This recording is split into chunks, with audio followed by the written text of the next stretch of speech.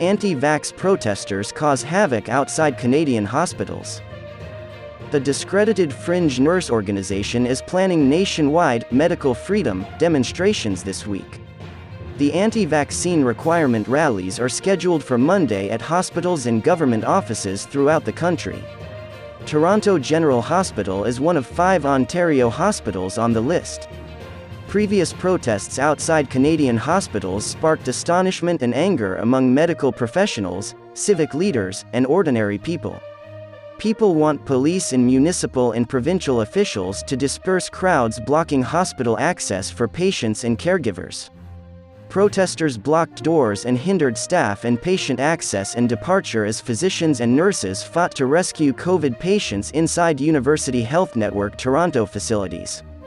The healthcare professionals who have worked hard for months on end are being intimidated and harassed for performing their jobs, the Canadian Medical Association, CMA, and the Ontario Medical Association, OMA, said in a joint statement 10 days ago.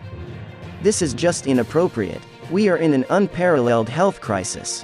Following Premier Doug Ford's introduction of Ontario's vaccination passports earlier in September, anti-vaccine protesters gathered outside hospitals and government offices.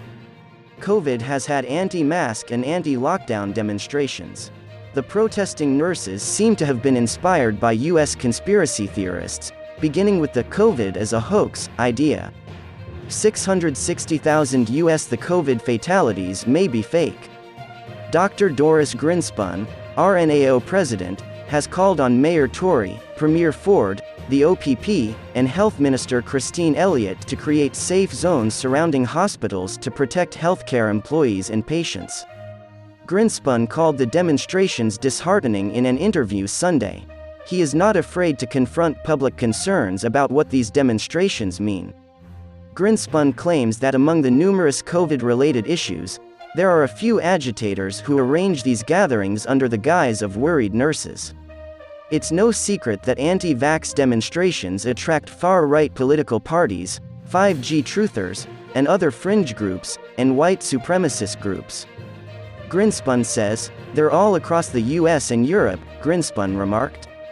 "The few utilize it. That's why we want safe zones surrounding hospitals, schools, and other public places."